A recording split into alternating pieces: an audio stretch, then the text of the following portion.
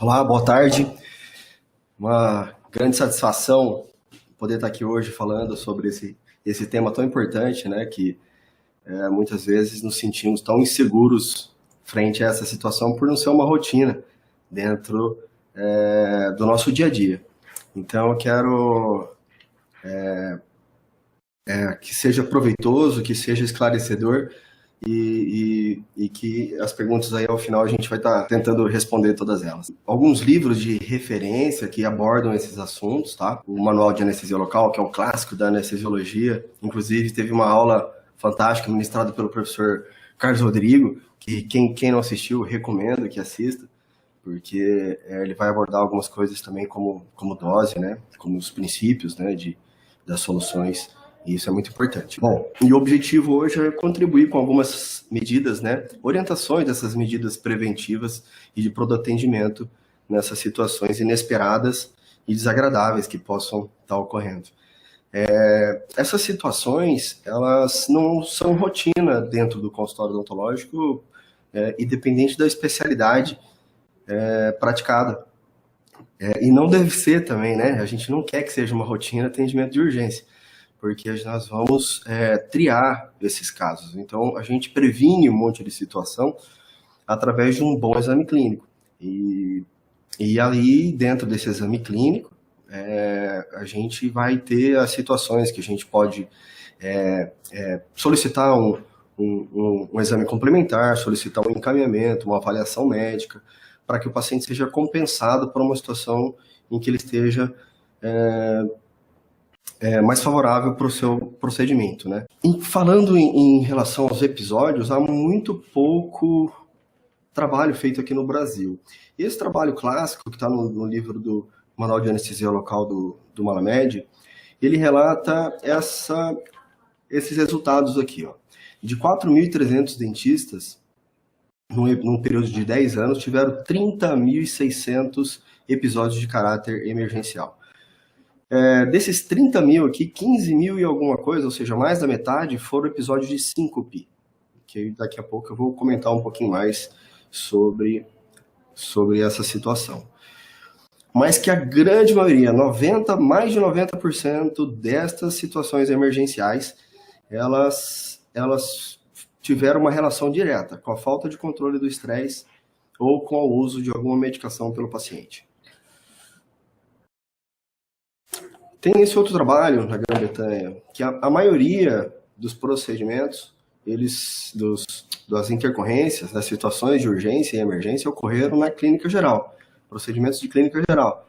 Então, assim, não é daqueles, não só que a gente acha, talvez, que os procedimentos cirúrgicos ou invasivos é que vão surgir as situações, e na verdade não, né? 52% eram procedimentos conservadores, e a maior incidência também foi a síncope vasovagal.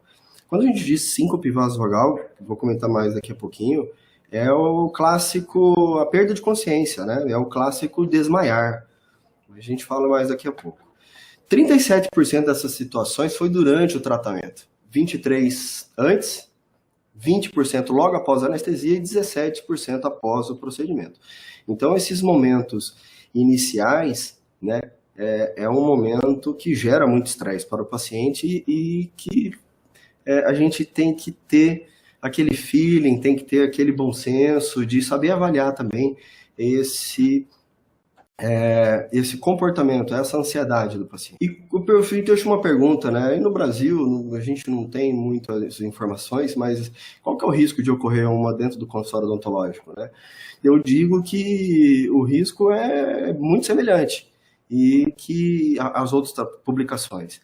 E que há uma preocupação maior ainda, porque no Brasil não há no currículo da graduação um treinamento, né, de formação, né? E também não há uma formação dentro do nosso currículo para a administração de medicações pelas vias subcutâneas, endovenosa ou intramuscular.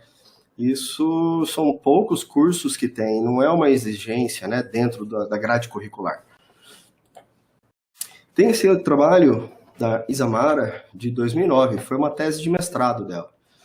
E para vocês verem como que a gente está sujeito a essas situações e mal preparado. Então, não estar preparado para para essas situações é que deixa a gente correndo um risco muito maior. Bom, nesse trabalho dela, vocês podem ver aqui que quase 50% aqui não tinham treinamento do suporte básico à vida. Quando diz suporte básico à vida, gente, é o SBV. Esse básico ele vem de uma tradução do inglês, onde, na verdade, o termo básico para nós ele é muito simplista, né? E, na verdade, não é tão básico assim. O suporte básico à vida, ele exige treinamento, ele exige formação, e ele vem do termo um termo mais apropriado para essa tradução seria fundamentos. Então, fundamentos, né, básicos. Então, assim, bom. Mas é um termo que a gente não pode menosprezar. Por ser básico, achar que é simples ou menos importante. O pessoal auxiliar possui um treinamento no suporte básico à vida. 72 dos pesquisados, ou seja, 97%, não tinham nenhum tipo de treinamento. E nessas situações, você não consegue, muitas vezes, você não consegue fazer sozinho. Você precisa de uma equipe treinada, você precisa ter uma rotina, você precisa delegar a função, precisa ter um líder naquele momento. Então, a gente precisa começar a se preocupar com isso. A pessoa, todo da equipe, ela precisa saber a quem chamar, ela precisa saber onde está as medicações, né? Ela precisa saber as manobras iniciais. Outra pergunta foi se em seu consultório já tinha tido algum tipo de caso de emergência. Em 63% eles relataram alguma situação. Tá? Outro assunto que ela levantou quais foram essas emergências, essas situações, né? Então, 33% foi aquela reação de medo da anestesia. Provavelmente algum quadro ali, desenvolveu algum quadro de lipotímia, aquele mal-estar, mas sem perder a consciência, né? Então, aqui fica muito parecido que, se somar isso aqui, talvez 60% das situações foram lipotímias. Uma queda da pressão, 10%, o síncope, 10%, hipoglicemia, 7%, convulsão, algo em torno de 3%, reação alérgica, que é algo muito raro, algo em torno de 1,5%. Bom, e aí vai caindo mais ainda, né? Overdose, e aí overdose é intoxicação, né? É o excesso da dose. Hipertensão, 2 dentistas tiveram uma situação grave, né, que foi de parada cardiorrespiratória.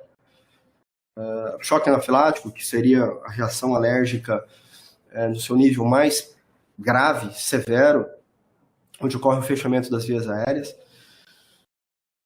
Hemorragia por um paciente que é coagulopata, que é uma situação também extremamente grave, porque esse paciente coagulopata, ele precisa, numa situação dessa, ser atendido a nível hospitalar. Ele vai precisar, dependendo da coagulopatia, uma hemofilia A, B ou uma doença de von Willebrand, por exemplo, ele tem que ser reposto toda aquelas proteínas da coagulação que ele não tem. E um caso de crise aguda de asma. E o que preocupa, outra questão que ela levantou, se o pessoal tinha os equipamentos necessários, né, as medicações necessárias para remediar uma situação dessa.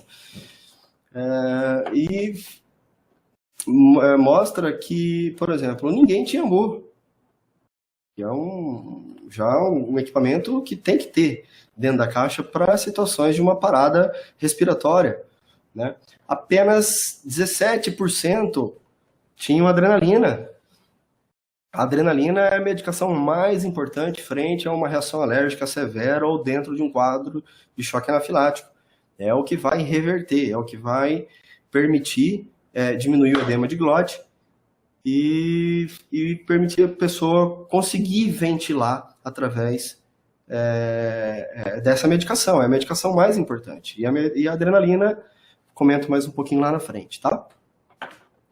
Bom, só alguns exemplos. Isso aqui também tudo eu vou repassar lá na frente. Então, oxigênio, só 22%. Quase todas as situações de urgência e emergência, o oxigênio ele é bem-vindo, né? só 11% das pessoas tinham a nitroglicerina, que é o Isordi, usado num quadro de angina e de infarto. Então, assim, olha, chega alguns absurdos aqui, ó. Síndromamômetro, que é uma coisa... E esteto, só metade dos consultórios tinham. Então, assim, eu fiquei bastante assustado vendo isso aqui, porque não se tem feito aferição antes no exame clínico ou antes dos procedimentos da pressão arterial do paciente. E essas alterações, muitas delas, para a hipertensão, ela não mostra, né, não tem relação fixada, assim, os hipertensos serão os obesos e os pacientes de idade. Não, a gente tem pacientes hipertensos magros, tem pacientes hipertensos muito jovens. Então, não julgue pela cara do paciente, né? Bom, e outra coisa que a gente tem que se preparar, porque a tendência é aumentar o número de pacientes geriátricos, e quando aumenta, a gente tem um paciente de idade mais avançada, a chance de ele também tomar maior quantidade de medicações. E, consequentemente, ele também pode vir a ter os problemas de saúde. Então, essas situações, elas vão estar mais presentes no nosso dia a dia. Quando a gente vai falar de algumas situações, por exemplo, clássico do infarto, a dor no peito, né, precordial, que se irradia para o braço e etc., ou a angina pectoris, não confunda com a angina de Ludwig, né? A angina de Ludwig é aquele quadro infeccioso que aumenta o volume do espaço submandibular, levando ao fechamento das vias aéreas e alto risco de uma sepse. É um quadro infeccioso, tá? Então, a angina pectoris é por uma coronariopatia. Mas essas situações, gente, a gente tem que lembrar que tem pacientes infartando, tem pacientes com problemas cardiopulmonares ocorrendo no seu ambiente de trabalho, no seu dia a dia, dentro de casa. Então, que a gente não subestime esse paciente de risco. Por que não pode ocorrer dentro do consultório odontológico também? Então, é importante a gente conhecer medicamente o paciente, conhecer o seu nível de estresse. Né, as reações como urticária, prurido, alergias, elas são mais raras na odontologia, mas nós usamos muitos produtos químicos. Então, é muito importante a gente investir esse tempo durante o exame clínico, questionando o paciente sobre essas reações. Nós temos regulamentado na nossa profissão que é permitido e nós podemos prescrever e aplicar medicações no caso de acidentes graves que comprometam a vida e a saúde do paciente, tá? O problema é que, na maioria das vezes, nós não estamos preparados para essas situações. Bom, no exame clínico, então, qual que é o nosso objetivo? Nós temos que, primeiro, estabelecer o diagnóstico. Muitas vezes o paciente chega com queixas que nós conseguimos ali avaliar os sinais e sintomas para estabelecer os diagnósticos, né? Mas principalmente conhecer as condições médicas desse paciente. Em algumas situações, nós podemos até descobrir doenças concomitantes, né? Tem muitos pacientes que eles descobrem que são hipertensos dentro do consultório odontológico ou que estão com a sua taxa de glicose aumentada, não necessariamente uma diabetes, mas alguns são diabéticos já, e são descobertos através de um exame, porque passou por um dentista. Então, vale a pena insistir, vale a pena avaliar, vale a pena você pedir exames para alguns grupos de pacientes quando você suspeitar. A gente não pede para todo mundo, mas quando há alguma suspeita, algum sinal, algum sintoma, é importante não correr esse risco julgando pela cara do paciente, julgando que ele seja saudável. Então, quando a gente conhece o paciente sistemicamente, as medicações que ele faz uso, se ocorrer uma emergência com ele, fica muito mais fácil de controlar e de remediar, certo? E, obviamente, tratar desses pacientes. e que seja fundamental nós avaliarmos os sinais vitais desse paciente desde a primeira consulta ou antes de procedimentos que exijam, por exemplo, procedimentos anestésicos. Bom, então na anamnese é onde a gente já elimina muitas dessas situações. O risco é diminuído quando a gente tem um bom exame clínico, uma boa anamnese. Os sinais vitais, pressão arterial, pulso, frequência respiratória, ele é fundamental nestas situações. Temperatura também, mas principalmente pressão arterial, pulso e frequência respiratória. Eu vou falar um pouquinho então, já que a maioria, 90% dessas situações, conforme a literatura, elas são desencadeadas por um excesso de ansiedade, medo e estresse. Vamos falar um pouquinho como que se controla essa ansiedade. Depois entramos em algumas medidas preventivas. Fazer um relato sobre o suporte básico à vida, tá? E o que a gente deve ter, e finalizar com o que a gente deve ter dentro do consultório odontológico, com uma lista de medicações e de equipamentos. Mas antes de falar dos equipamentos, eu vou citar essas principais situações emergenciais, tá ok? Em relação aos anestésicos locais, o que a gente deve prestar muita atenção é com a dose, tá? A intoxicação pelo anestésico local, ela tem dois tipos de reações. No início, ela é uma reação de excitação, né? Com ansiedade, confusão mental. E depois pode evoluir para uma depressão, um comprometimento cardiovascular, queda da pressão, da respiração, levando o paciente até uma parada respiratória e inconsciência. Em relação aos anestésicos locais, eu novamente quero lembrar da aula do professor Carlos Rodrigo. Vale a pena vocês assistirem, porque ele ficou muito consistente essa aula, muito legal. Então, atenção com a dose. A dose ela é proporcional ao peso do paciente, mas algumas coisas devem ser levadas em consideração. Medicações que o paciente toma, como os antidepressivos e ansiolíticos, que eles podem potencializar, né, o seu efeito, né, no sistema nervoso central. E daqui a pouco eu falo sobre a alergia em relação a anestésicos. Bom, então, esse controle de ansiedade deve começar desde a primeira consulta, né? O controle da ansiedade, é muito comum encontrarmos aqueles pacientes que têm medo do branco, medo da agulha, traumas de infância, e isso não é raro encontrarmos esse perfil de paciente. Reforçando que começa na relação paciente-profissional. Então, uma boa relação paciente-profissional, a gente passar confiança, tirar todas as dúvidas, né? É fundamental. A maioria das situações de ansiedade se controla com um bom relacionamento paciente-profissional, ok? E não deixar o paciente sentir dor. Desde a anestesia. Por isso existem os anestésicos tópicos que funcionam, além do seu efeito psicológico. Mas há também aquele grupo de pacientes que não se controla. É uma ansiedade, é um estresse muito grande que eles desenvolvem, e aí a gente pode lançar o uso de fármacos. Esses fármacos, eles são seguros, tá? Vou mostrar daqui a pouquinho. Desde quando bem indicados. A identificação de medo e ansiedade é principalmente pelo comportamento, né? Pelo comportamento. Ó, uma coisa que eu gosto de usar é um oxímetro.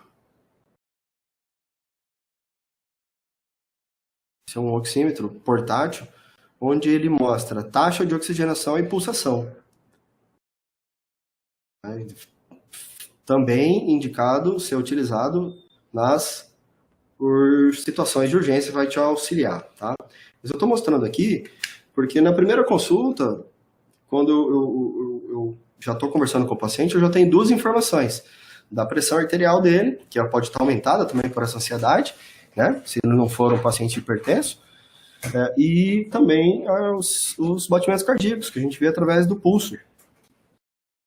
Pode estar aumentada essa frequência e é um sinal de estresse. Mas, além disso, palidez da pele, dilatação das pupilas, transpiração excessiva, uma respiração por hiperventilação, né? Um aumento da frequência da respiração. São sinais importantes que a gente deve avaliar. Então, para controlar essa medo, ansiedade e estresse, existe um método não farmacológico, como condicionamento psicológico, relaxamento muscular, e os farmacológicos, como a sedação consciente, e em algumas situações, por não ser seguro sedar o paciente em consultório, a anestesia geral também tem as suas indicações. O que seria sedação consciente? A Associação Americana, ela descreve sendo assim, uma depressão mínima do nível de consciência do paciente, que não afeta a sua habilidade de respirar automática e dependente. Então, ele vai continuar respondendo aos estímulos, e ela é alcançada através de fármacos, tá? Bom, então, um grupo de medicação muito utilizado são os benzodiazepínicos, tá? E dentro dessas opções, nós temos várias. Já usamos muito o Valium, o Frontal, o próprio Dormonide, e hoje nós temos gostado muito do clonazepam. Clonazepam, famoso Rivotril, algumas gotas, já resolve muito bem. 2 a 3 gotas é o que a gente tem utilizado hoje como primeira opção. A não ser que o paciente já tenha uma medicação, já tenha o seu médico, então aí a gente adequa isso dentro dessas outras opções. Bom, mas é uma situação muito desagradável, né? O paciente passa mal, não necessariamente de forma súbita, mas ele pode te relatar que está com mal-estar, que está ruim, que está passando mal. E nessa situação é importante manter a calma. E a gente tentar fazer um diagnóstico correto. Se você não fizer um diagnóstico correto, você não vai conseguir tratar da maneira certa, né? E é assim para todas as situações da nossa vida. Na situação de urgência e emergência, se a gente não conseguir detectar que ele está passando mal, se é só uma síncope, se é só uma lipotímia, ou pode ser uma hipoglicemia, a gente não vai conseguir tratar da forma certa, tá ok? Bom, e a regrinha é estar treinado para executar as manobras do suporte básico à vida, né? Saber lidar com equipamento de emergência, conhecer, ter uma caixa de medicação e saber usar essa medicação. E aí entra um outro alerta, como não é rotina para a gente, né? Não vamos tá tendo episódios a ponto de ficar craque em usar uma caixa de medicações de urgência.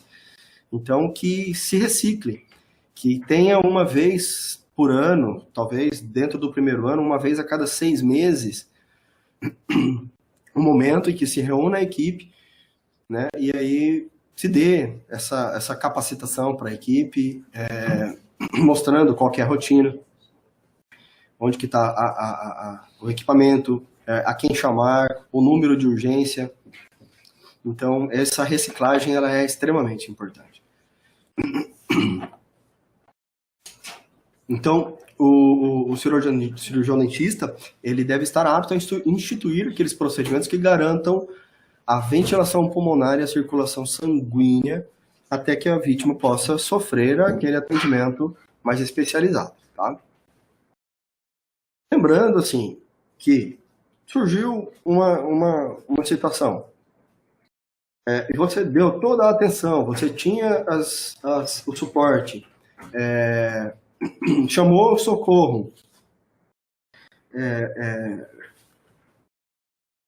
e o paciente tinha os problemas de saúde, né, que foram, que propiciaram aquela situação, a culpa não é sua, a culpa não é do dentista que gerou aquela situação, né? O paciente que fez lá até mesmo uma crise alérgica, uma alergia severa, são situações que, se o dentista ele der a atenção devida necessária, ele der o suporte, ele chamar o socorro, e mesmo que reverta ou não reverta e o paciente ficar com algum problema, é muito difícil você vai ser julgado culpado de uma situação dessa, tá? Então, o importante é a gente que dê condições e todo o atendimento necessário para esse paciente. O que compreende o suporte básico à vida? É a assistência circulatória e ventilatória para não fazer lesão em órgãos importantes, principalmente sistema nervoso central. O SBV, ele compreende uma sequência, né? Existem vários protocolos, vários protocolos. A gente usa muito o da Associação Americana de Anestesiologia, mas existem protocolos da Comunidade Europeia, existem protocolos de países específicos, como um só da Inglaterra, um só da Nova Zelândia. Então, existem protocolos diferentes e esses protocolos são revistos de uma certa frequência. Conforme vai avançando as pesquisas, eles vão sofrendo adequações. Hoje, e existe o treinamento assim, que diferencia entre eles, que é para pessoas leigas, que não tem formação nenhuma em saúde. Existe treinamento específico para quem é da saúde. Existe o treinamento avançado. Existe treinamento avançado do suporte à vida, e existe treinamento, por exemplo, básico para o trauma. Existe tratamento avançado para o trauma, que não é no nosso caso dentro do consultório odontológico. O nosso é o suporte básico à vida. Se você for procurar um curso, vou referenciar aqui no final um curso para vocês, quem tiver interesse. E o curso é o suporte básico à vida e, no máximo, o suporte avançado, tá? Mas de trauma seria mais assim, para quem atende politraumatizado, vamos colocar assim. De uma maneira geral, o paciente passou mal, primeira coisa a ser feita, verificar se esse paciente está respirando e se ele está com seus batimentos cardíacos. Se ele tem pulso. Se ele tem pulso, ele tem batimento cardíaco. E esse pulso, existem formas de verificar, né? Existe o pulso radial, mas principalmente o pulso carotídeo nas situações de emergência é o indicado para reconhecimento se ele está tendo batimentos cardíacos. De uma maneira geral, só vai fazer ventilação no paciente se ele não estiver respirando. Só vai fazer massagem cardíaca se o paciente não estiver com pulso, tá ok? Ou com uma pulsação muito baixa, extremamente baixa. Hoje já é essa recomendação também de 2017 para cá, que é mais nova, que pacientes que estejam com um nível de pulsação abaixo de 50 já é a recomendação para fazer massagem cardíaca. Nesse esquema aqui, eu tentei mostrar assim, ó. Primeira coisa, o paciente está passando mal. Ele responde ao estímulo. O estímulo é você chamar ele. Ei, fulano, ei, ciclano, dá um aperto, pega no ombro dele e provoca um estímulo de dor, um estímulo que incomode, né, para ver se ele responde a esse estímulo. Se ele respondeu ao estímulo e está naquele quadro que ele está passando mal, ele não está bem, ele está letárgico, né, fraco, sonolento, confuso, você vai monitorar sinais vitais. Continua monitorando. Aí pressão arterial, respiração e pulso, tá? E conforme se ele não for recuperando naqueles 2 primeiros minutos ali, você vai decidir se vai chamar o pronto-atendimento ou não. Ok? Não responde ao estímulo. Primeira coisa, vai pedir ajuda no local, tá? Ei, fulano, ciclano, tem que ter a rotina ali dentro do consultório e chamar a equipe para poder ajudar. Esse paciente, primeira coisa, é ver se não tem nada obstruindo as vias aéreas desse paciente. Esse paciente deve ser colocado ele está na cadeira ali, e aí, primeira coisa, vai avaliar a respiração, se ele está respirando, e se ele tem pulso, ok? E aí, dentro dessa checagem, existe assim, está respirando? Sim. Está com pulso? Sim. Então, vai colocar ele em posição de recuperação. O que é essa posição de recuperação? O paciente desmaiou, ele não respondeu ao estímulo, ele perdeu a consciência, tá? Mas ele tem pulso e ele tá respirando. Então, posição de Trendelenburg, que é a gente levantar as pernas do paciente para uma posição mais alta que o tórax, tá? Para facilitar o retorno venoso para o coração e ter mais sangue para que seja bombeado para pulmão, para que seja oxigenado, e que o sistema nervoso central tenha essa oxigenação, tá ok? Então, a posição de Trendelenburg, que é a posição de recuperação. É um equívoco, assim, né? A gente vê muito assim, o paciente está passando mal, aí a gente senta ele. Esse é um dos equívocos, não sente o paciente. O coração dele está bombeando fraquinho, pulso fraquinho, você está dificultando chegar o sangue oxigenado no cérebro.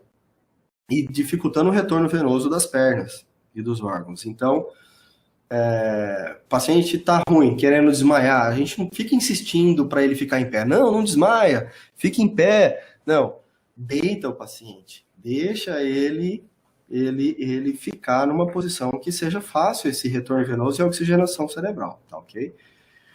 A segunda situação, o paciente tem o pulso, mas eu não estou vendo respiração. Como que eu detecto respiração? Então, elevações do tórax. Primeira coisa, você tem que ver se o tórax está se elevando. Você pode sentir se o ar está saindo. E você pode também ouvir essa respiração colocando o seu ouvido perto do nariz ou da boca do paciente. Tá ok? Se não tem respiração, esse paciente deve ser ventilado e pedir socorro imediatamente. E aí a ventilação, o ideal é que tenha máscara e um ambu para fazer essa ventilação adequada, e você precisa ver o tórax se elevando. O tórax tem que, quando você é paciente ventilado, um sinal que o ar entrou é o tórax se elevar. Ok? E continua monitorando. Porque o paciente que teve a parada respiratória, ele pode evoluir para essa situação sem pulso, que é a parada cardíaca. Caso eles tenham uma parada cardíaca, aí você vai entrar com a reanimação cardiopulmonar. Tá? Lógico, pedir socorro e vai ter que ir massageando esse paciente. Para isso, gente, tem toda uma técnica da reanimação cardiopulmonar, que eu vou indicar esses vídeos no final lá, que são muito mais explicativos e tem um prazo muito melhor aqui do que o nosso, que é curto para falar com vocês. E hoje o consenso é que a gente tenha que treinar. Você tem que treinar para fazer uma reanimação cardiopulmonar correta, porque a massagem cardiopulmonar feita de qualquer maneira, ou ela feita de forma não efetiva, não adianta nada. Então, a gente não vai ter sangue circulando, não vai ter sangue sendo oxigenado, e esse paciente dificilmente vai sofrer uma recuperação, tá ok? Vamos caminhar, vamos falando mais aqui para frente. Depois eu falo um pouquinho mais sobre a reanimação, tá? Então, voltando nas situações. Lipotímia. Lipotímia, como eu falei, é aquele mal-estar. Olha, estou passando mal, o paciente está pálido, mas ele não perde a consciência. Ele está sentindo mal-estar e normalmente também está associado ao estresse. Da lipotímia pode evoluir para uma síncope, que é o desmaiar, tá ok? Então, posição de recuperação, como a gente está vendo aqui. As pernas mais elevadas do que o tórax, tá ok? Se a vítima estiver sentada, uma outra manobra descrita é o paciente pedir para ele abaixar e colocar a cabeça entre as pernas, para comprimir as vísceras, os órgãos, e aquele sangue que está ali também retornar mais facilmente para a circulação central. tá? Para que ele seja oxigenado no pulmão e bombeado para o cérebro. Então, de uma maneira geral, na cadeira odontológica é mais fácil a posição de Trendelenburg. E a perda de consciência, né? Assusta, a perda de consciência, ela dá uma descarga de adrenalina incrível, porque esse paciente não está respondendo. Ela tem 3 causas mais comuns, né? Uma é a síncope vasovagal, essa que é o desmaio simples, que é o relacionado à ansiedade, medo e estresse, por uma confusão mental associado à descarga hormonal do estresse e respiração errada do paciente. Tá? A outra situação é a hipoglicemia, que é preocupante, a hipoglicemia ela é preocupante, e a convulsão, por exemplo, numa epilepsia, em quem tem epilepsia. Pode ter a convulsão também pode ocorrer em quem não tem epilepsia, né? Por exemplo, é comum em situações de febres muito alta em crianças, por exemplo. Não só crianças, mas adultos também. Você chegou, não controlou a febre está chegando a 40 graus, o risco de uma convulsão ela existe. Bom, e na síncope, então, os desmaios simples? Ele não deve preocupar, mas você tem que fazer aquela rotina. Avaliar os sinais vitais, monitorar os sinais vitais. O que é a síncope? É a perda súbita, mas transitória da consciência, né? Precipitada pelo estresse e ocorre uma diminuição do fluxo cerebral. Por isso, o paciente quis desmaiar, ou está passando mal, cuidado primeiro para ele não cair, né? Dar aquele respaldo ali, segurando o paciente, não deixar ele bater a cabeça nessa queda, que é um outro risco.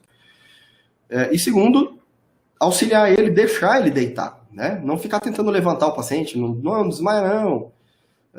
Não, põe ele deitado e o oxigênio é bem-vindo nessa situação. Ok? Uns sinais que podem ocorrer antes de ocorrer o desmaio, né? Aqueles que ocorrem na lipotímia, que é a sensação de mal-estar, um calor intenso muito grande, o paciente pode ficar avermelhado, ou pálido também, que é o contrário.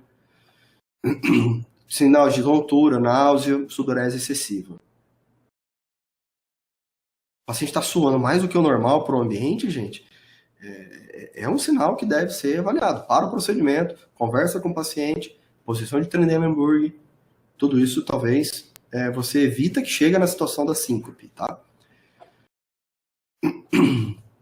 Na síncope, a tendência é cair os batimentos cardíacos e diminuir a pressão sanguínea. A duração em média de uma síncope é de 1 a 2 minutos, mas é 1 a 2 minutos longos, né? Porque parece que não passa aquele tempo. Então, tenha calma, monitore os sinais vitais e olhe a reação do paciente, que logo, 1, 2 minutos, ele vai estar recuperando, tá? Na sua recuperação, é normal ele sentir fraqueza, a tontura, né? E o pulso e a pressão vai voltando gradualmente. E muitas vezes, esse desmaio aqui, gente, o que a gente precisa entender é que, assim, às vezes não tem relação nenhuma com hipoglicemia. Você vai medir a glicemia do paciente lá, tá normal, tá? Mas muitas vezes a gente não vai achar uma causa por que o paciente desmaiou. Foi uma síncope, tá? Uma respiração e uma oxigenação errada no cérebro pelo estresse que o paciente teve. É interessante o oxigênio e a amônia, como o paciente está desmaiado, ela é irritante, né? Ela arde, ela queima, e aí é um estímulo para o paciente despertar, vamos colocar assim. Tá? Mas não é extremamente importante. Convulsões. Essa é outra situação comum dentro da epilepsia, se não tratada. O paciente que está em tratamento da epilepsia, tomando os anticonvulsivantes, ele não está tendo convulsões, tá? Então, é importante. Tem epilepsia na anamnese? Detectou? Sim. Qual foi a última crise? Quanto tempo tem da sua última convulsão. Se for mais de 30, mais de 60 dias, o paciente está bem para o atendimento odontológico. Se tiver menos de 30 dias, pode ser que ele esteja passando por um período com o médico de adequação de medicamento. Vale a pena investigar, adequar isso, conversar talvez com o médico, por que ocorreu a crise, e se já está controlado para fazer o atendimento, tá? Então, menos de 30 dias, talvez valha a pena conversar com o médico do paciente. Paciente que tem epilepsia, não tem convulsão há muito tempo, atendimento normal, mas todo o protocolo de redução de ansiedade, medo e estresse, vale a pena fazer com o paciente. Algo em torno de 2% da população tem epilepsia, né? E coloquei um relógio aqui. Porque isso aqui é o importante dentro de uma crise de convulsão. Marcar o tempo. Porque durante a crise de convulsão, e é uma descarga cerebral, né? Uma descarga de eletricidade mesmo, neuronal ali no cérebro, que vai pelo corpo, por isso que ele se debate, por isso que ele se contrai, né? Então são ordens para a musculatura esquelética e que também atinge a musculatura da respiração, a musculatura involuntária. Também. Então, assim, durante a crise, o paciente não respira direito. Então, é importante monitorar o tempo. Teve crise, teve convulsão, olha no relógio. Marca e avisa a equipe para marcar esse tempo. Tá? Uma crise de 2 a 5 minutos, tranquilo, nada demais. Ele respirou pouco, mas respirou. Vamos dizer assim, ele respirou errado, mas oxigenou. As crises que levam mais de 10 minutos, essas são preocupantes.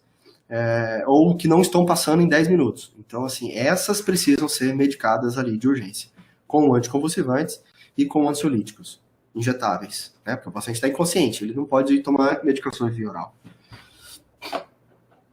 Então, não é a língua que está enrolando, ela também contrai. O músculo da mastigação também contrai, o paciente vai morder. Mas aquela coisa de abrir a boca do paciente para ele respirar, isso não resolve, porque na verdade são os músculos intercostais, o diafragma, que não está permitindo a ventilação, a respiração adequada desse paciente. Então, durante a crise, então, segurar o paciente para ele não se debater, não cair da cadeira, não se machucar, não tentar abrir a boca do paciente com a mão, você vai acabar se machucando, ou colocando algum objeto dentro da boca do paciente. Talvez seja interessante aí decidir junto com o médico uma dosagem adicional da medicação dele. Lembrar que essas medicações elas fazem manifestações bucais, né, de hiperplasia gengival. Algumas delas, tá? Não são todas. E evitar sessões de longa duração, né? Nunca deixar o paciente sozinho e fazendo... correndo o risco de ter uma crise ali e não ter ninguém para atender ele. Após o estado convulsivo, a pessoa fica confusa, ela fica cansadíssima, gastou muita energia durante as contrações. Imagina 5 minutos de contração muscular. Não sabe onde está, palavra sem nexo, não pode deixar a pessoa sair caminhando, né, etc. E a gente pode visualizar sangue na boca, porque ela pode ter mordido lábio e língua e se cortado, tá, ok? Então, o ideal é que coloque a pessoa de lado, para que ela não engasgue, né? A contenção durante a crise, o ideal é que segure a pessoa de lado, para ela não engolir líquidos como saliva e etc. E deve se chamar socorro, tá? Se a crise não estiver passando, você deve chamar o SAMU. Então, durante a crise de convulsão, principalmente aquelas de 10 minutos, é interessante ministrar o ansiolítico. E aqui eu coloquei uma dose, tá? Que varia aqui de 0,15 a 0,25 miligramas por quilo de peso. E que pode ser readministrada em 10 ou 15 minutos. É interessante que seja feita endovenosa, mas intramuscular também ajuda, demora um pouquinho mais, alguns minutos a mais, tá? Para efeito. Encaminhar o paciente para o hospital também, se há suspeita que se houve trauma de cabeça, na queda, se ele se machucou, né?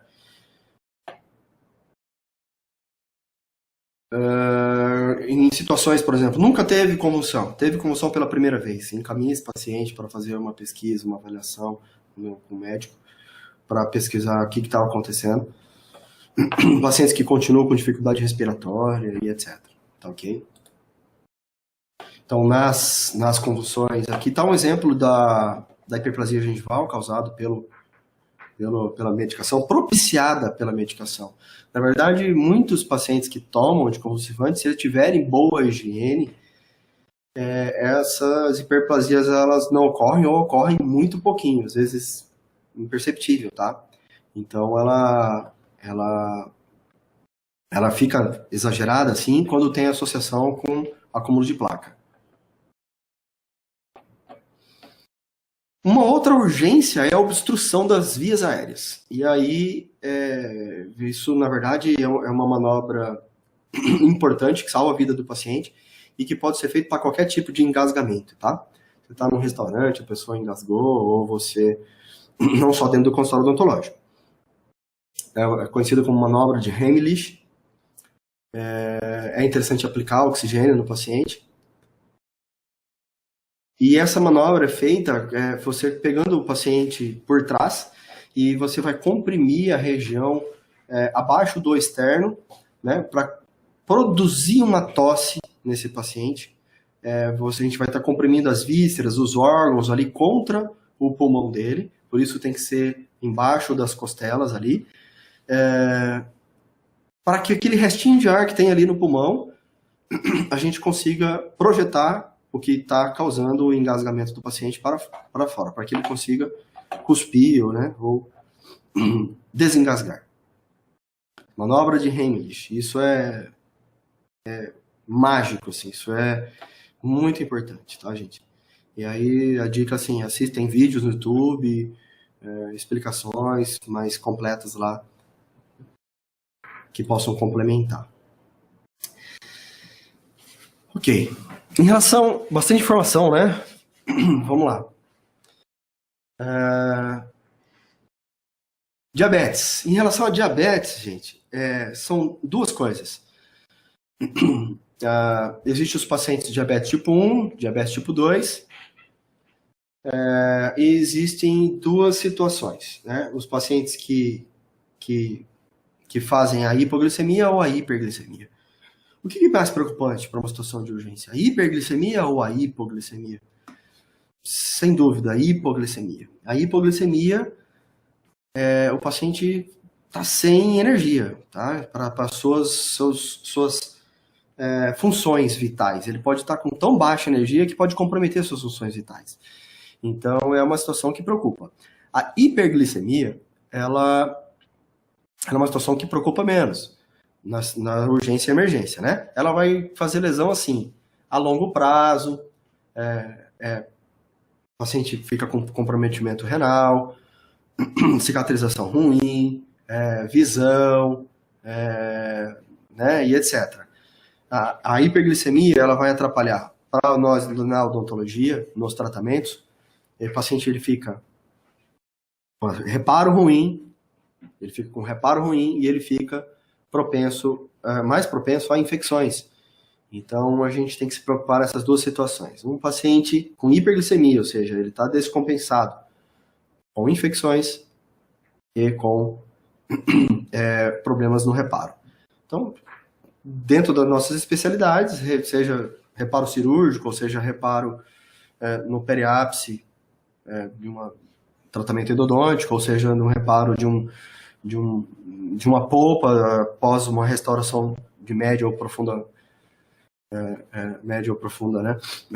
Proximidade com a polpa. Então, assim, vai interferir, né? Vai demorar mais, é mais lento e pode não ter a mesma resposta de reparo. Certo? Com relação ao risco da infecção, é interessante a gente, nos procedimentos mais invasivos, entrar com antibioterapia. E na hipoglicemia, nós temos que ter esses medidores, eles vão auxiliar muito na conduta, né, da equipe.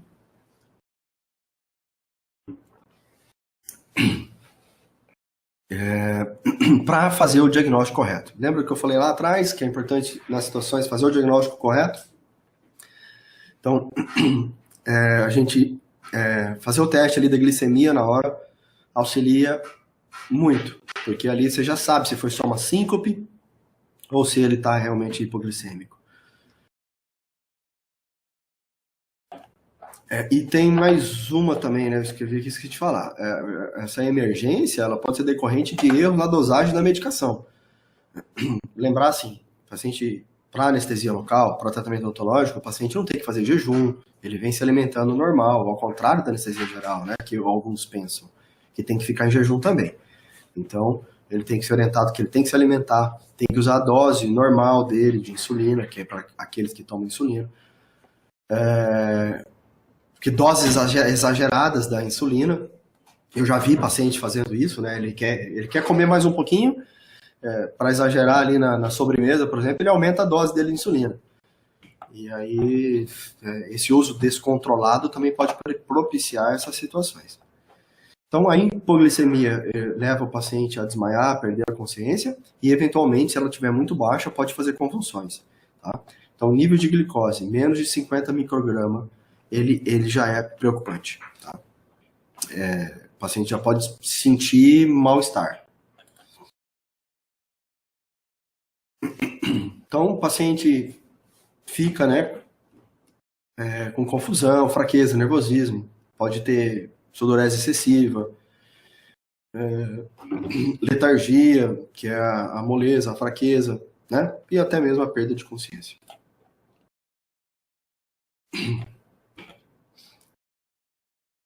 Qual que é o tratamento feito em um quadro de hipoglicemia? Então, assim, o mais importante é diagnosticar. Hoje, você ter esse equipamento para fazer o furinho no dedo e verificar quanto que está a glicemia do paciente é fundamental antes de começar um tratamento, tá? Se o paciente consciente, solução açucarada. Deitar ele, né, vias aéreas livres e continuar monitorando sinais vitais, tá ok? E agora o paciente entrou em inconsciência, não tem como engolir e beber nada, aí a gente tem que administrar a glicose endovenosa, tá? Que é a dextrose.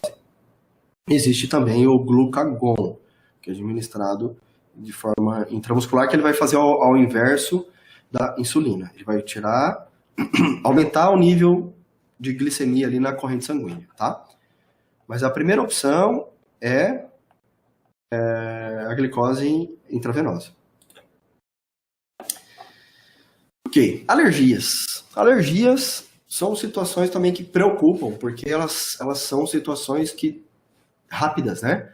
E elas são situações assim que podem ser leves, moderadas, severas, e uma situação mais grave que é o choque anafilático, que é por edema, né, generalizado, queda de pressão, principalmente fechamento das vias aéreas por edema da glote.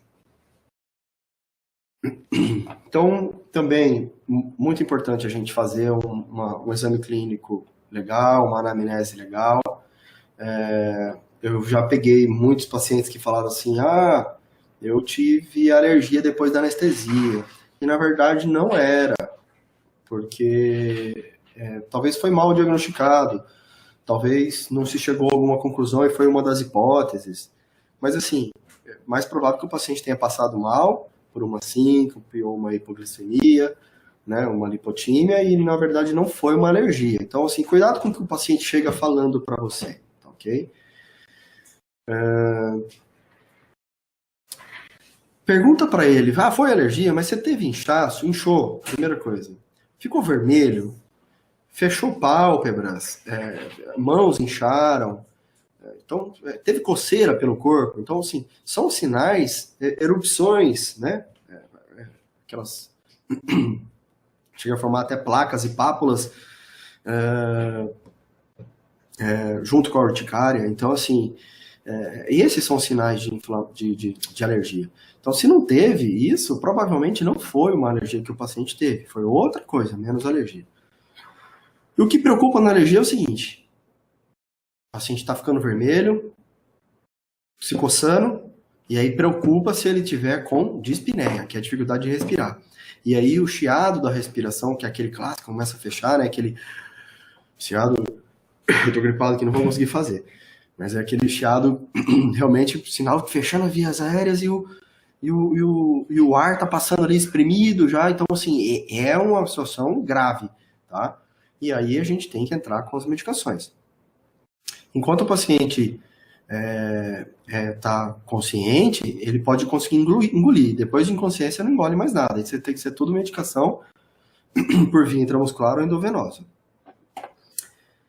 Em relação às medicações, algo em torno de 2% alergias à dipirina. Penicilina, ela é muito alergênica, então, sim, em torno de 10% das alergias é por causa da penicilina, das medicações é por causa da penicilina.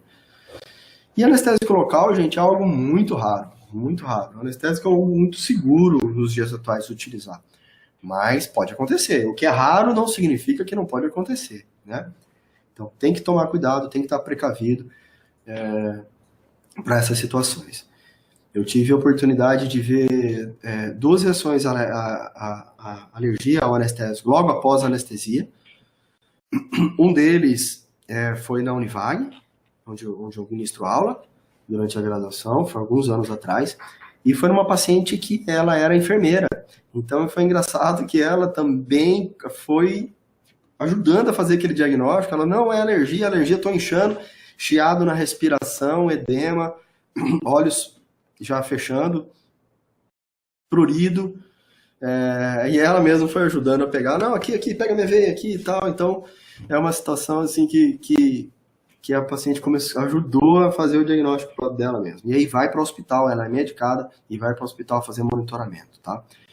Chegou a esse tipo de alergia, essas alergias elas ainda podem ficar ocorrendo pela sensibilização que teve. As alergias, elas podem ser ainda tardias, no dia seguinte, 2, 3 dias depois, e às vezes até semanas depois. Então, o paciente ele tem que estar medicado e ficar sob monitoramento. Outra coisa importante para se falar, a alergia nunca é no primeiro contato. A alergia, ela é no segundo contato. Então, a pessoa tem que ter sensibilizada primeiro.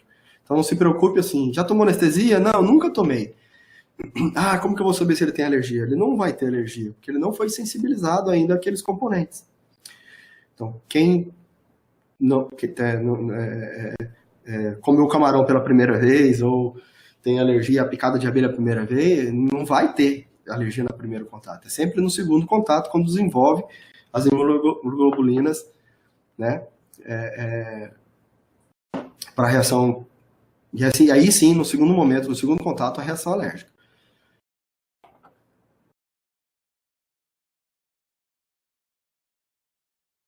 Como que é o tratamento da situação alérgica, tá? Envolve 3 medicações. O antistamínico, um corticoide e a adrenalina. O antistamínico, paciente alergia leve, só urticária, sem grandes edemas, a gente entra com esses 2, antistamínico e o corticoide, tá? E reserva a adrenalina para aquela situação realmente que ele está desenvolvendo uma alergia severa ou choque anafilático. A adrenalina, ela é das medicações injetáveis, eu digo assim, a mais fácil de ser aplicada. Porque a adrenalina, ela é injetada subcutânea.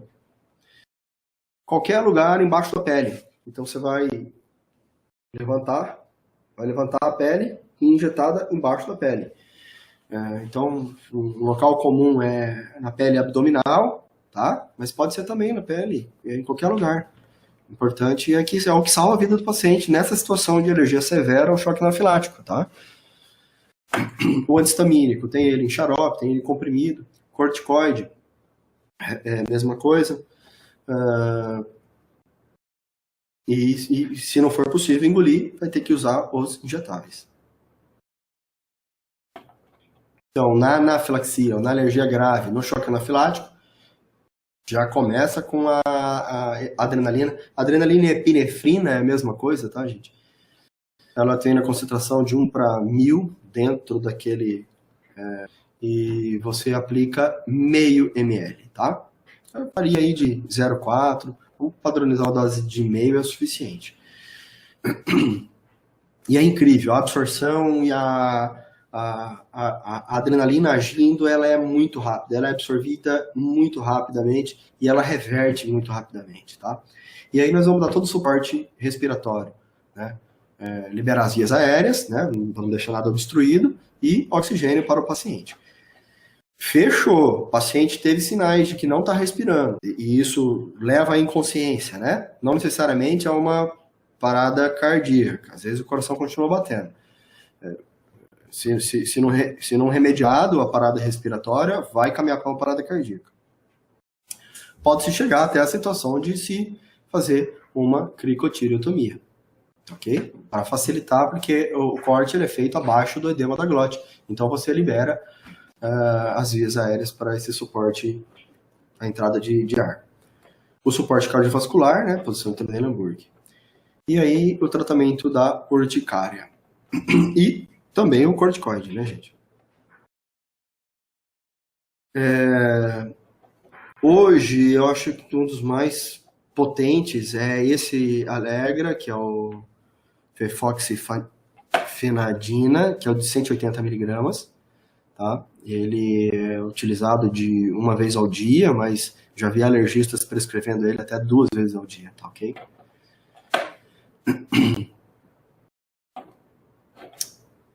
Falando ainda em abrir as vias por edema de glote, né?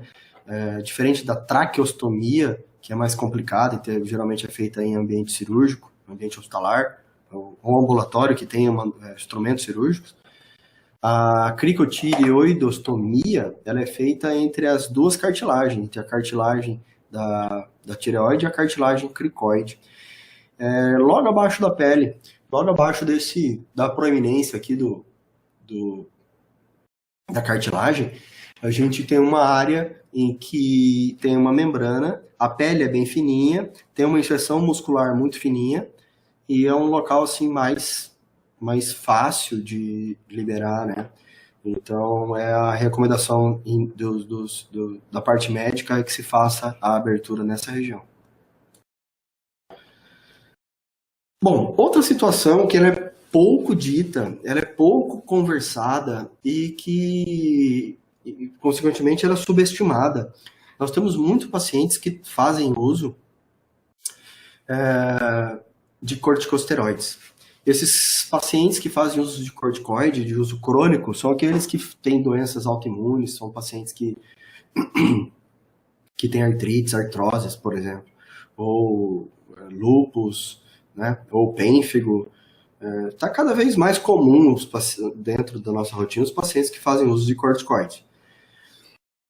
Tá. O corticoide, que é uma medicação potente, fantástica, né? Ele tem potências diferentes. Existem corticoides muito fracos e existem corticoides muito fortes e de longa duração. Por exemplo, dexametasona é um corticoide que é potente e de uma duração maior que a prednisona. O que acontece? Só para a gente explicar assim, ó. O paciente que fez uso de um corticoide em alta dose por um período maior que de uma semana, ele já pode desenvolver uma depressão da produção do seu corticoide endógeno, que é produzido pela glândula suprarrenal. Uma glândulazinha que fica em cima do rim. Ela que produz o nosso corticoide endógeno. Então, todo dia, passou por uma situação de estresse, nós produzimos nosso corticoide. Tá? Como você está repondo uma dose alta, o paciente está tomando uma dose alta, está uma dose alta na corrente sanguínea, a glândula entende que não precisa produzir, e aí ela para de produzir. Os pacientes que tomam isso por vários dias seguidos, doses altas, eles ficam com uma supressão da glândula. A glândula ela perde um pouco a capacidade de produção rápida, ela perde o seu imediatismo, e isso é uma insuficiência. Essa insuficiência tem alguns pacientes e eles demoram 1 ano para recuperar a produção normal do cortisol. Tá? Então, eu acredito que algumas situações que ocorreram dentro do consultório odontológico, o colega falou assim, olha, o paciente vomitou, o paciente teve náusea, vomitou e ficou cansado e ficou não sei o quê. Pode ter sido uma crise de insuficiência suprarrenal, conhecido como crise suprarrenal. Bom, o importante é a gente saber quem toma corticoide, qual que é a dose que ele toma, tá? E o que é a manobra para prevenir isso? É repor esse corticoide antes do procedimento. Porque naquele hora do procedimento é o momento de crise, é o momento que ele vai precisar do corticoide e ele não vai ter o corticoide endógeno. Então, é interessante você dobrar. Uma dose, vamos dizer assim, máxima para uma situação de estresse, que é inclusive a dose que a gente usa pré-cirúrgico para não ter edemas exagerados, para não ter tanto desconforto pós-operatório, como dose única a gente usa, é 8 mg de dexametasona. Então, 8 mg de dexametasona é uma dose alta, tá? Que se você der antes do procedimento, o paciente vai estar protegido para não ter uma crise, e que a gente, na cirurgia, a gente usa como rotina, para aquelas cirurgias mais traumáticas, precisou fazer osteotomia, ou vários quadrantes, ajuda a controlar o edema também, tá? Prednisona é um corticoide um pouco mais fraco, mas a dose para ser equivalente aos 8 mg de dexametasona é o equivalente a 60 mg de prednisona, ou seja, 3 comprimidos de 20 mg, tá ok? Dose única, tá? Para essas situações, para não desenvolver a crise ali.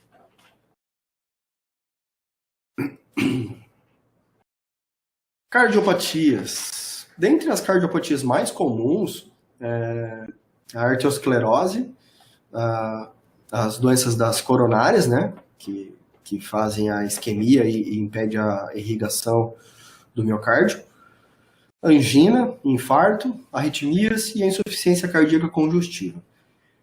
Bom, não menos importante, a gente conhecer também como que é o aspecto pulmonar, né, desse paciente, porque nós temos, por exemplo, associações da insuficiência cardíaca, por exemplo, congestiva. O problema principal pode ter sido um problema pulmonar, por exemplo, que desencadeou essa insuficiência, tá? Então, vamos avaliar com cuidado esses pacientes, pedindo avaliações médicas, conhecendo o histórico dele, que medicações que ele toma, ler a bula dessas medicações, saber as interações medicamentosas que essas medicações podem ter com outras medicações que nós vamos prescrever. Mas a diferença principal aqui é o seguinte: angina e infarto. Infarto, gente, a artéria coronária ela foi obstruída em algum lugar do seu trajeto e não chegou sangue naquela extremidade. E aí há uma necrose das fibras musculares cardíacas, e isso é o infarto. Então, o infarto ele pode ser de uma pequena região, ele pode ser de uma região maior. O paciente pode ter infartos em várias áreas separadas do coração por uma isquemia, né, que levou à morte dessas fibras musculares. E ainda tem aquela situação de um infarto fulminante, né, que aí realmente o coração não conseguiu se recuperar por uma grande área de necrose, por exemplo, de uma obstrução. A angina pectoris, na verdade, não obstrui, mas diminui o fluxo sanguíneo. O sangue passa, mas ele passa diminuído, insuficiente para nutrir a demanda que está precisando de oxigênio lá da fibra. Como que ele se mostra, então? Não vai necrosar a fibra, mas o coração responde com dor. Então, a angina, ela está obstruída a coronária, ela não está chegando sangue suficiente, mas chega um pouco, e esse paciente pode não estar desenvolvendo um infarto, mas ele vai mostrar dor, tá? e no infarto realmente interrompe esse fluxo e necrosa algumas fibras. Então, dependendo da história médica desse paciente, infartos, internações, né, fatores de risco que você detectar, como sedentarismo, pressão, hipertensão, diabetes associado, a gente vai pedir uma avaliação médica para esse paciente. E risco cirúrgico. Risco cirúrgico é um termo que a gente utiliza para classificar esse paciente. Tá? Então, como que é feito esse encaminhamento? De uma maneira geral, a gente coloca assim, ó, coloca o que esse paciente precisa fazer, né? O paciente vai ser submetido a tratamento odontológico cirúrgico, por exemplo, tratamento odontológico convencional, sob anestesia local, em ambiente ambulatorial. Para o médico que for avaliar, entender também que ele não vai ser tratado dentro do hospital. Relata o uso de medicação tal e tal, né? Aí você coloca outras coisas que foi verificado lá, foi constatado edema em membros inferiores, dor pré-cordial, diabetes descompensada conforme o exame. Coloca os achados que você achou sobre a saúde desse paciente e aí sim você coloca lá, solicito o risco cirúrgico, tá? Então, se você colocar, solicito o risco cirúrgico, o médico já vai entender. E aí vai vir assim, vai vir uma classificação, né, da Associação Americana de Anestesiologia, onde o paciente ASA 1 é um paciente normal, saudável, sem história de doença sistêmica. ASA 2 é um paciente que tem uma doença sistêmica moderada, né, ou algum outro fator de risco que comprometa a sua saúde. ASA 3, ele já tem uma doença sistêmica severa, né, que limita as suas atividades, mas não o incapacita. O ideal é que, de ASA 3 em diante, esse paciente tem que ser atendido em âmbito hospitalar. Tá? ASA 1, ASA 2, ele pode ser atendido sob anestesia local dentro do consultório, em ambulatório. Bom, ASA 4, esse paciente já é portador de uma doença sistêmica e é uma constante ameaça à vida. E o ASA 5, o paciente que já está internado, ele já está, geralmente é um paciente que está em UTI, por exemplo. Bom, de uma maneira geral, o paciente com histórico de infarto e angina, ele ainda está passando por um período, naqueles primeiros meses, de adequação de medicação, de revascularização ali da área que foi privada do coração da irrigação sanguínea. Então, menos de 6 meses, o risco ainda de novos problemas cardíacos ele é alto. Tá? Em torno de 22%, alguma literatura coloca. Então, esses pacientes, eles devem ser atendidos dentro de um protocolo, conversando com o médico, conhecendo exatamente a condição clínica do paciente, se é possível fazer ou não, e com todo o protocolo orientado ali pelo médico, tá ok?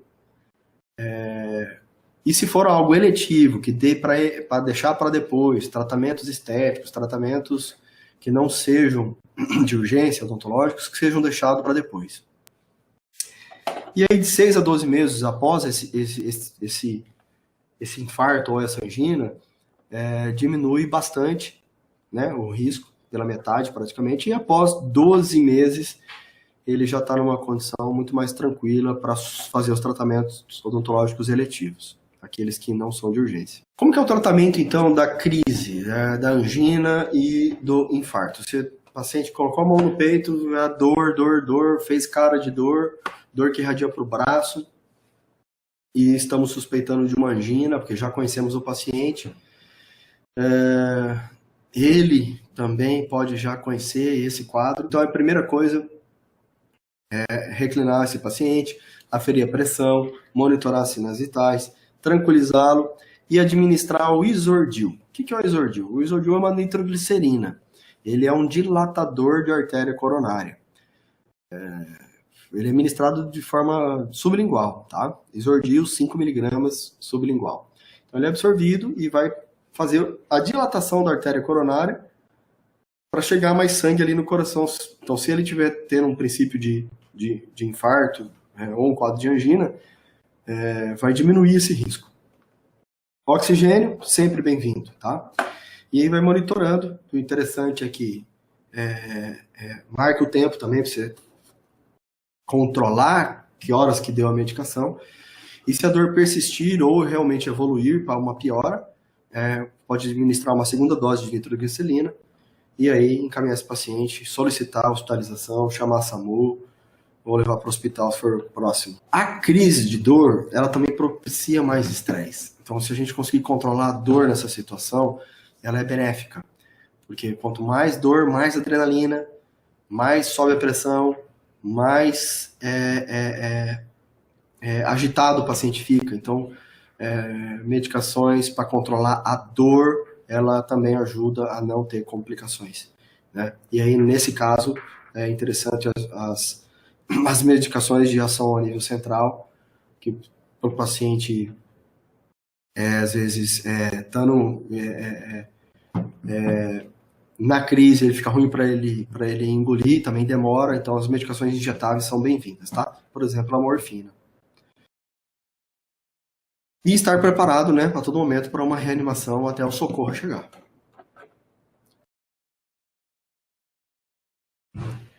Então, como normalmente na parada cardíaca a pessoa também está inconsciente, não responde aos estímulos e não tem pulso, tá, gente?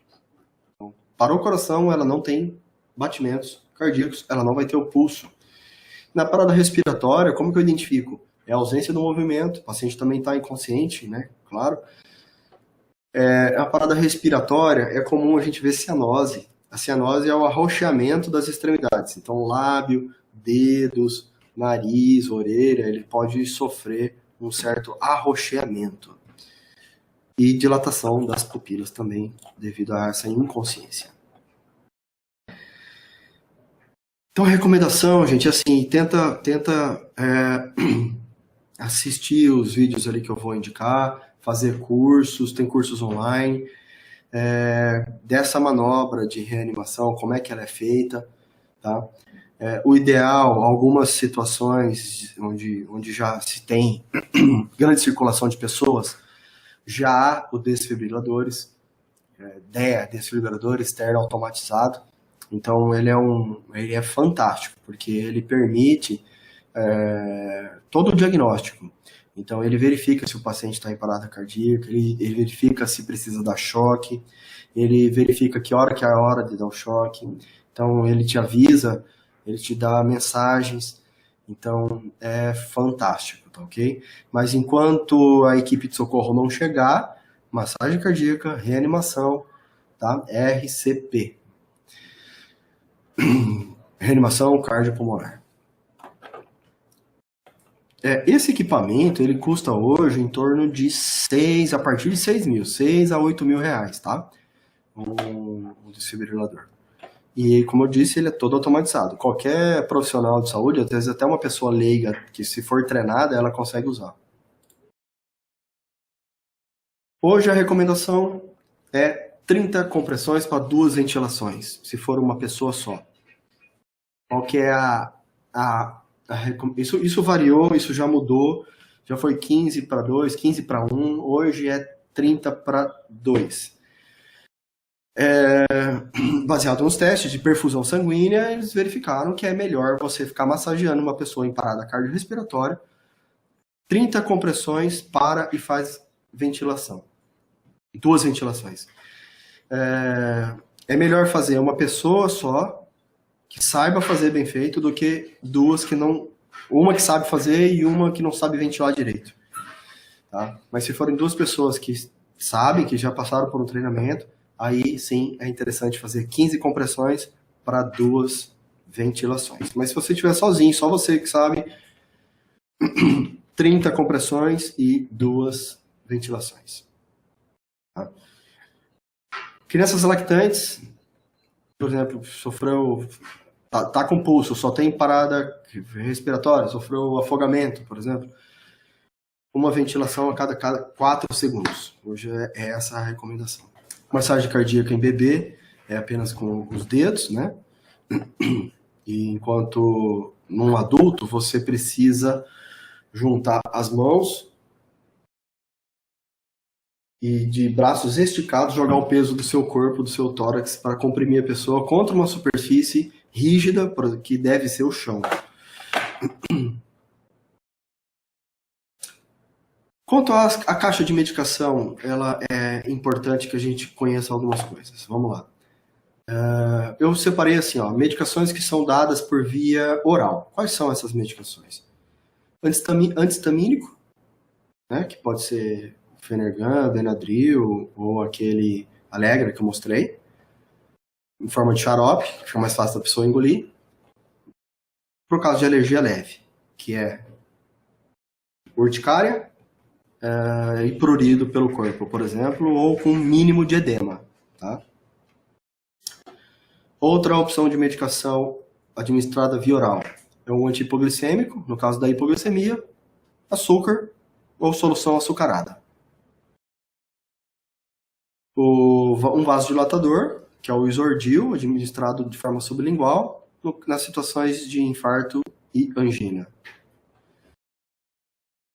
O AS, né, também pode ser dado para controlar dor e na prevenção de coágulos, no caso do infarto. O antihipertensivo, que é o captopril, né, 1 a 2 comprimidos de forma sublingual na crise hipertensiva. Inalatório, um broncodilatador, aquelas bombinhas, né, de aerosol para asma e broncoespasmo. É importante ter, viu? É desesperador você ver uma pessoa com crise de asma. Normalmente essas pessoas elas têm, né? Mas é importante que a gente tenha dentro do consultório, porque ela pode não tá levando com ela, ou não tá ali próximo, né? Então é extremamente importante, tá? O oxigênio, ele é bem-vindo em várias situações, quase todas as situações. Infarto, angina, síncope, convulsão, choque anafilático, né? Dificuldade respiratória. E aqueles via parenteral, o analgésico potente, o Dimorf, tá? Por exemplo, na dor intensa do infarto. O ansiolítico injetável, o Valium ou Dormonide, no caso da convulsão que passou de 10 minutos, ou na sedação para essa dor aguda no infarto e na angina. O antistamínico, né, caso o paciente esteja com edema de glote, na alergia moderada grave ou anafilaxia, ele não vai conseguir engolir pelo edema. Ele pode até tentar, mas não consegue, então aí tem que ser injetável, né? E aí nós temos as medicações intramuscular, que é tranquilo, é fácil de fazer. Um antihipoglicêmico, que é a dextrose e o glucagon, né? Glicose intravenosa, no caso de uma hipoglicemia confirmada pelo furinho do dedo que você fez o teste. No caso, um corticoide injetável, no caso da alergia, né? E na insuficiência adrenal aguda. E a adrenalina, gente, que é o que salva a vida da pessoa dentro de um quadro de alergia grave, ou do choque anafilático, né? Severo, grave, ou choque anafilático. Que é administrada de forma subcutânea, a dose varia de 0,3 a 0,5. Eu já prefiro fazer o meio ml, o 0,5 ml, na forma subcutânea, qualquer lugar que você administrar, puxando a pele para cima e injetando embaixo da pele. Equipamentos importantes, né, básicos, né, que a gente tenha o esfígmo, o esteto, o ambu, que é o que vai pressionar, que você vai pressionar para o ar entrar na ventilação artificial, ele é encaixado na máscara facial, cânulas orofaríngeas, que a gente pode usar para desobstruir, no caso de dificuldade respiratória, seringas e agulhas para fazer a administração das medicações, o cilindro de oxigênio e os seus acessórios, né? Material venoso para pegar as veias, torniquete, equipamentos de sucção de potência, medidor de glicemia e seringas descartáveis. Eu acho que aqui está vou voltar aqui 2 slides. São medicações assim mínimas, básicas para uma situação, para situações mais comuns que a gente deve ter e dessa forma poder ajudar o paciente nessas situações inesperadas e e de urgência e emergência dentro do consultório odontológico. Este é um site, gente, que eu indico para vocês, ó, chama Anima Life Brasil. Eles representam a Associação Americana de Anestesiologia aqui no Brasil, e eles têm cursos, ó, ACLS é o Advanced, tá? E o BLS é o básico. São cursos presenciais, e tem também o Instituto Brasileiro de Atendimento Pré-Hospitalar, muitos vídeos, muita coisa legal, muito interessante, tá? Recomendo para vocês. Inclusive, eu vi lá que ele tem um curso de emergências médicas na odontologia, tá? Se eu não me engano, eu acho que é algo em torno de uns 300 ou 400 reais. Então, às vezes, vale a pena reunir, chamar um grupo de amigos aí, de colegas dentistas, reunir equipes de consultórios e fazer um treinamento desse. E que um treinamento só não basta, né? Um treinamento só não basta, porque são situações que a gente não é o nosso dia a dia. Elas pegam realmente a gente de surpresa. Quem já tem a caixa de medicações tem o hábito de verificar data de validades, porque elas normalmente também são medicações que a gente não está usando e normalmente vencem. Quando for comprar para montar a caixa, pega medicações que têm prazo de validade longo, porque é um risco de quando a gente precisar usar, a medicação está vencida, né? E o que eu recomendo é que a gente esteja preparado. É um assunto extenso, é um assunto que a gente deve estar se monitorando, estar em treinamento contínuo, e estou à disposição para ajudar aí a tirar as dúvidas, tá? Eu atendo em Cuiabá, dou aula lá na Univag já há alguns anos, desde 2005, faço parte do grupo da Univag. Temos nosso curso também de cirurgia oral, bucomaxilofacial. Estamos lá na Escola de Odontologia, junto com o Dr. Walter. Muito bem, muita informação, né? Muito rápido, né? Desculpa, às vezes, falar muito rápido, mas é bastante conteúdo.